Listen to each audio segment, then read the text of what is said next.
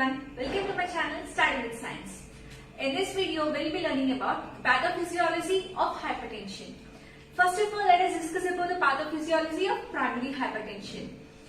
The main cause of the primary hypertension may be different, like the genetic factors of the patient, of the person, or the diet habits of the patient, or the environmental conditions in which the person is living, or it might be like the stress the patient is undergoing in that situation.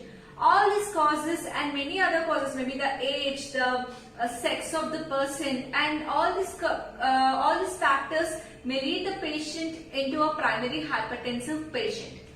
See, the pathophysiology of the primary hypertension is of different mechanisms, but the mechanism of a particular patient is unknown. Means the particular mechanism in which the patient is undergoing cannot be predicted all the time. Before discussing the pathophysiology of primary hypertension, let us discuss a few points of sympathetic nervous system.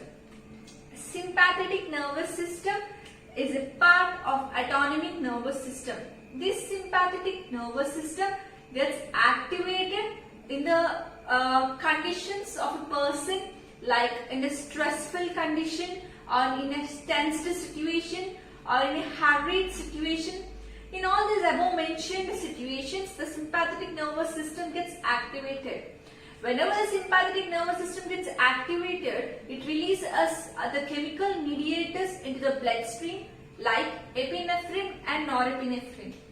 These epinephrine and norepinephrine gives the person the ability to fight the situations like stress, tension, or any of such kind of situations. So these epinephrine and norepinephrine are also termed as fight or flight hormones. So let us get into this pathophysiology of primary hypertension.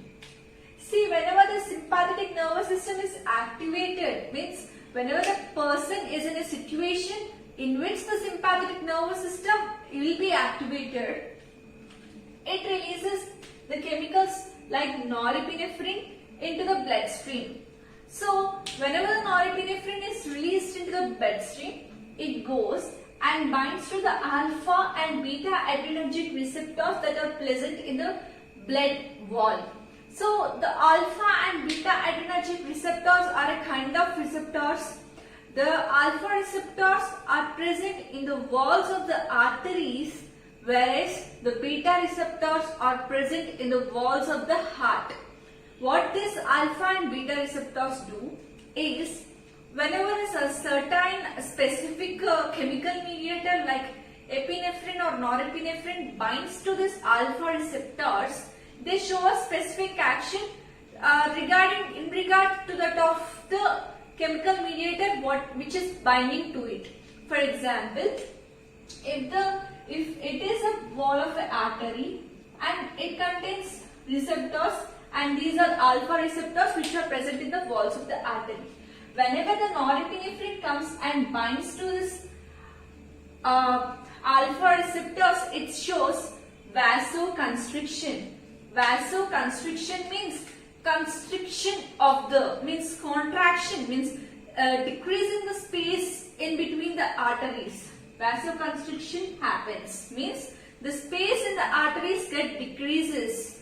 This vasoconstriction leads to total peripheral resistance. So, before discussing this, let us discuss some basic relations of this blood pressure and cardiac output and heart rate and this total peripheral resistance. So,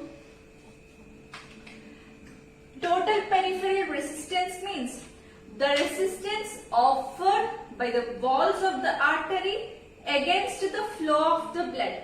Means whenever the blood is flowing through the arteries, the arterial wall shows specific resistance against the flow of the blood.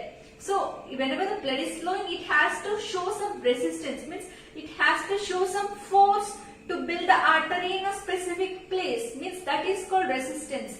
That specific resistance offered by the artery against the flow of the blood is termed as total peripheral resistance.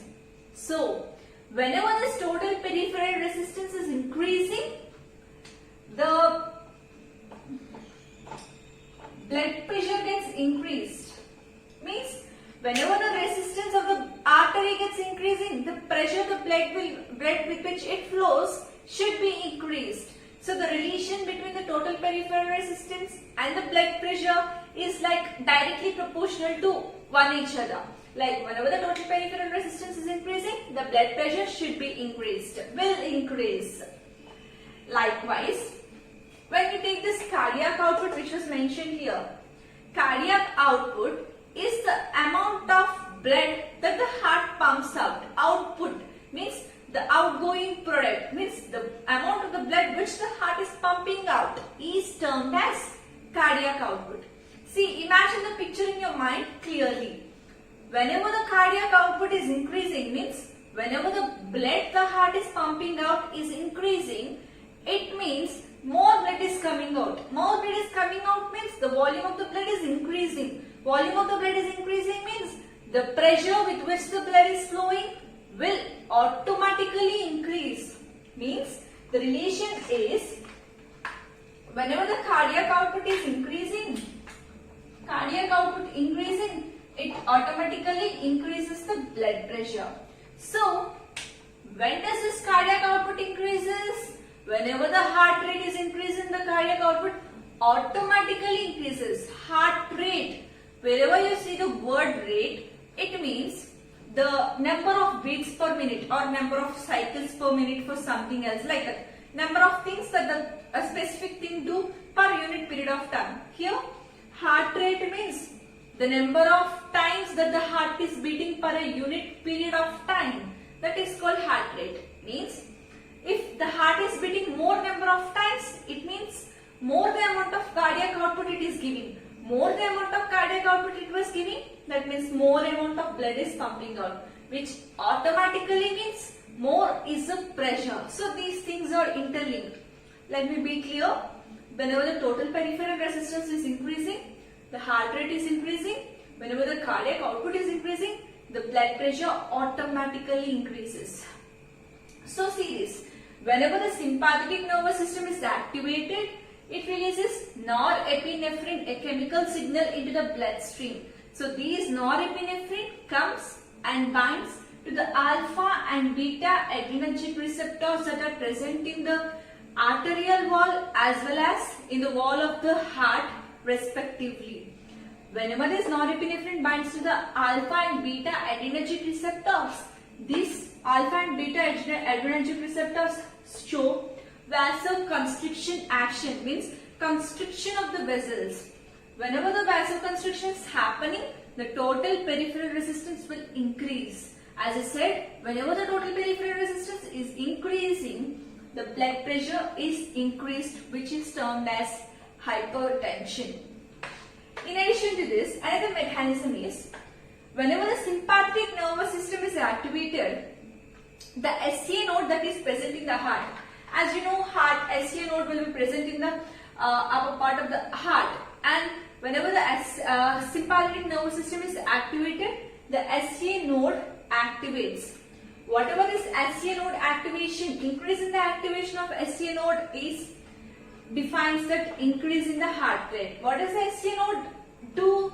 It generates an impulse. It generates an impulse and it sends to the AV node, and all this process happens and a heartbeat happens. Just to happen a heartbeat. The primary step of the heartbeat is activation of the SCA node and generation of the impulse. So whenever the sympathetic nervous system is activated, the SCA node is activating. Activation of the SCA node means beating up of a heart. So whenever increase in the activation of SCA node means increase in the generation of impulse, it automatically means the heart rate is going to be increased. Means the number of times the heart is beating per a unit period of time is increasing. Whenever this happens, I already said, whenever the heart rate is increasing, the cardiac output will increase. So increase in the cardiac output means increase in the blood pressure, which means hypertension. Hope it is clear to you.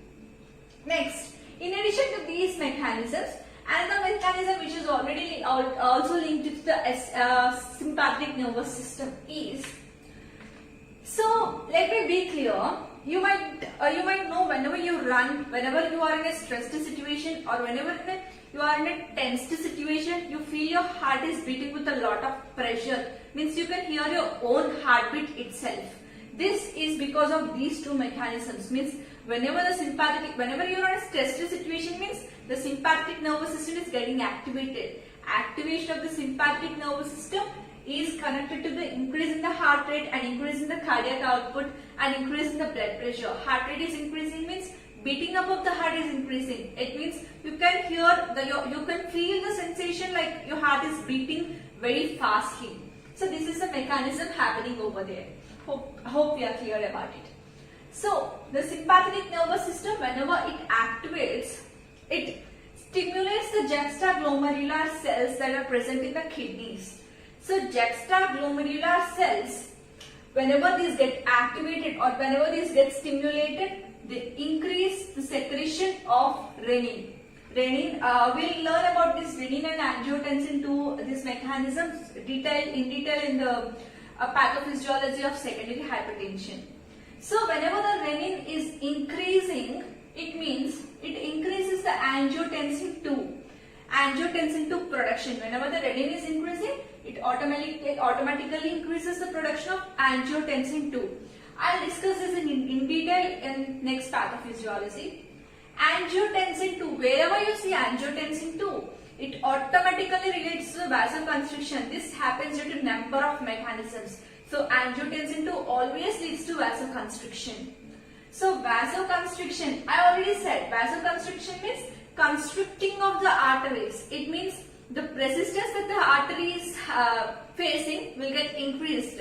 Means the total peripheral resistance is increasing. Increasing in the total peripheral resistance means increase in the blood pressure, which means hypertension. So these three mechanisms are related to the sympathetic nervous system.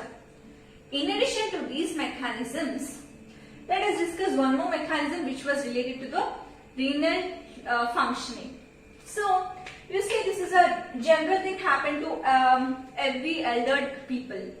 So whenever the person grew up, whenever the person is in the age of 60 to 80, in that age, the renal functioning get decreased due to number of reasons. So whenever the person is in a geriatric, whenever a person is in an older age, automatically the function gets slowed down. Each and every function gets slowed down. Likewise, the renal function also gets slowed down. So whenever the renal functioning is getting slowed down, it means what does the renal system do? It eliminates the sodium and potassium, urine and other salts from the blood in the form of a urine. That is a function of the renal system. So here, whenever the renal functioning is getting slowed, it means the excretion of the sodium salts is decreasing. Means the sodium excretion is getting decreased. So sodium excretion decreased means sodium is not going out. Sodium is not getting excreted from the blood in the form of urine. Means sodium is not getting out from our body. It means sodium is getting stored in our body. That is called sodium retention. Means remaining of the sodium, means remnants of the sodium will remain in our body without excretion. Whenever the sodium excretion is decreased, sodium retention means storing the sodium in our own body without excreting is called retention. So whenever the sodium excretion is decreased, sodium retention will increase. Increasing in the sodium retention. See, whenever urine, what is the function of renal system is, it eliminates the waste materials in the blood, waste salts in the blood in the form of urine. So that whenever the blood is losing its salts, means the volume of the blood is decreasing, isn't it? That is such a easy thing. Whenever the blood loses its salt, its volume is decreasing. So here the salt is not excreting out, means the salt is getting remained in the blood, means the blood volume is increasing, means the blood is remaining the same. The blood is not getting filtered, means the blood volume is not getting decreased, means the blood volume is increasing. We all know that volume and pressure are directly proportional. So just imagine a pipe and a water. So whenever the water should be pumped out forcefully, the pressure will get increased. So whenever the water amount is increasing, means that volume of the water is increasing, the pressure will get increased. Whenever the space of the pipe is decreasing, the pressure will get, what does it mean by space of the pipe is decreasing? That is vasoconstriction. So whenever the space of the pipe decreased, the pressure will increase. Whenever the water amount is increasing, the pressure will increasing. Likewise, here water amount means it refers to blood volume. Whenever the blood volume is increasing, the blood pressure is increasing, which means hypertension. This is a pathophysiology of every primary hypertensive patient. Here the interesting factor is, interesting thing is, I already mentioned it, we cannot specify a patient the mechanism he is undergoing. Means we can, by seeing or by diagnosing a specific patient, we cannot, primary hypertensive patient, I am not speaking about the secondary hypertensive. While we diagnose a primary hypertensive patient, we cannot specify that he is undergoing this mechanism or this or this or that. We cannot specify the mechanism that he is undergoing. But we can say that he can be treated, or yes, some mechanism is happening in his body, and all the primary hypertensive patients may undergo any one of these mechanisms. This is all about pathophysiology of primary hypertension. Now let us discuss about the pathophysiology of secondary hypertension. The pathophysiology of secondary hypertension may be happen due to many of the reasons, like presence of any kind of renal disorders or renal insufficiencies. That is a hypertension which is caused due to renal disorder. And the next one is presence of any other kind of endocrine disorders like Cushing syndrome, Conn's syndrome, etc., which is deficiency in the endocrine, any kind of endocrine gland. That is a hypertension which is caused due to endocrine disorders. And the next one is presence of any other kind of heart diseases like atherosclerosis or arteriosclerosis, whatever it may be. That is due to presence of any underlying diseases like underlying heart diseases. So first of all, we will discuss about the hypertension which is caused due to renal disorders. So here, the primary component which is responsible for the hypertension that is caused due to the renal disorders is renin. So what is renin? Renin is a proteolytic enzyme. Is an enzyme which is in the form of a protein. Renin is a proteolytic enzyme that is stimulated and that is secreted and stored in the granules of juxtaglomerular cells in the kidney. So our kidney contains glomerulus, we all know that. So in the glomerulus there will be juxtaglomerular cells, we all know that. So in the granules of the juxtaglomerular cells, the renin gets secreted and stored. So this renin, what does this renin do is, means first of all, why does this renin get secreted? Let us know that. So in a situation like renal ischemic situation, renal ischemia means in supply of oxygen to any tissue or any cell or any organ is known as ischemic condition. Renal ischemia means in supply, means decrease in the supply of oxygen to the renal tissue or renal organ or renal cell is termed as renal ischemia. In a situation like renal ischemic situation or SNS stimulation, I already explained this in the pathophysiology of primary hypertension, that is SNS stimulation means sympathetic nervous system stimulation stimulates the release of renin and all. So in the conditions like SNS stimulation, the secretion of the renin gets stimulated. So in these conditions, the renin gets synthesized from the juxtaglomerular cells. So now what does this renin do to make all these things happen? So here the renin converts angiotensinogen, which is an alpha-2 globulin that is present in the liver, into angiotensin 1. The renin converts angiotensinogen to angiotensin 1 in the liver. Angiotensinogen is the alpha-2 globulin and angiotensin 1 is a decapeptide. So this angiotensin 1 gets converted into angiotensin 2 in the presence of enzyme convertase. This is also termed as angiotensin converting enzyme. Angiotensin 1 gets converted into angiotensin 2. This is decapeptide and this is octapeptide. In the presence of enzyme convertase, angiotensin converting enzyme, this step happens in the liver, lungs, as convertase in enzyme that is present in the lungs. So angiotensin 1 gets converted into angiotensin 2 with the help of the enzyme convertase in the lungs. So I mentioned this point very clearly in the pathophysiology of primary hypertension, that angiotensin 1 always leads to happening of vasoconstriction in several mechanisms, with the several mechanisms. So angiotensin 1 directly, due to enormous number of mechanisms, the angiotensin 1 leads to vasoconstriction. What I have mentioned, whenever the vasoconstriction is happening, the blood pressure will automatically increase. So this is the thing happening here. Angiotensin 2 will leads to vasoconstriction. I'll repeat it once again. Renin is a proteolytic enzyme that is present in the juxtaglomerular cells. Here renin is converting angiotensinogen into angiotensin 1 in the presence of liver. So renin here acts as an enzyme to convert angiotensinogen into angiotensin 1.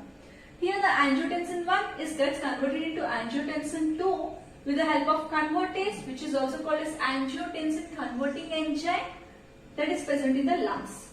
So this angiotensin 2 is responsible for vasoconstriction, which in turn leads to hypertension, means increase in the blood pressure. In addition to this, angiotensin 2 stimulates the adrenal cortex that is present in the adrenal gland. Adrenal cortex releases a hormone called aldosterone.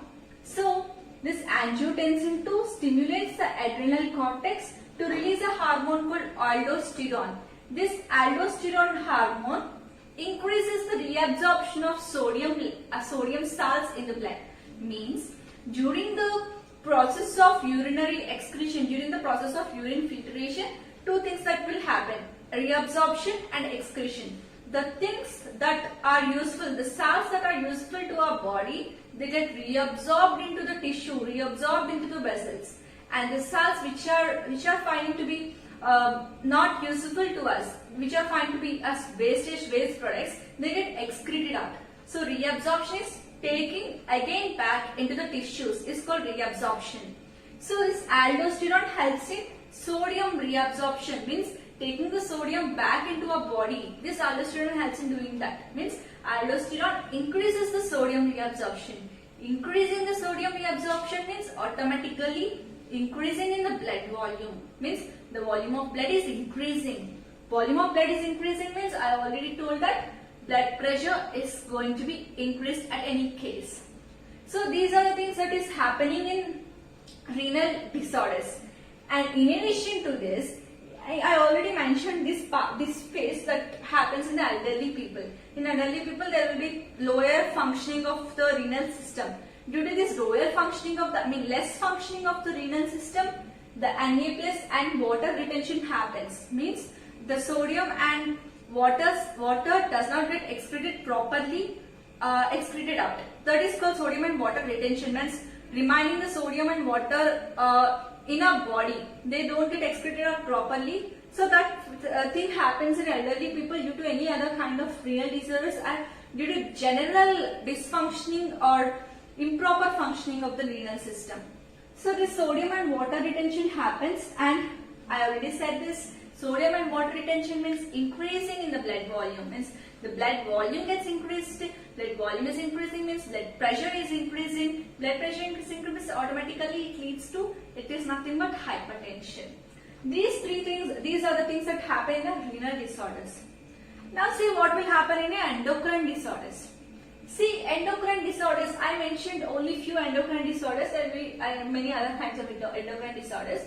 Endocrine disorders like hyperaldosteronism. Hyperaldosteronism means hyper, increasing in the amount of aldosterone. Aldosterone is secreted from adrenal cortex. Hyperaldosteronism means whenever the adrenal gland gets increased, the aldosterone production gets increased. This hyperaldosteronism leads to increasing in the content of aldosterone and also in the Cushing's syndrome. Cushing syndrome also, the aldosterone gets increased. This increase in the aldosterone in turn leads to increase in the sodium reabsorption. That in turn leads to hypertension. This is that much easy. And the next one is estrogen. If whenever this estrogen is increasing, whenever this increasing means it affects the release of renin. Means estrogen indirectly affects the release of renin through several mechanisms. So estrogen will stimulate the release of renin. Whenever the estrogen is increasing, the release of renin will get increased. Renin increases means all these things happen and finally it leads to hypertension. So this is the thing that is happening in endocrine disorders. Next one is heart disorders. The main important heart disorder that is responsible for hypertension is atherosclerosis. Atherosclerosis means deposition of plaque in the wall of the artery, deposition of plaque or some kind of fatty material in the wall of artery.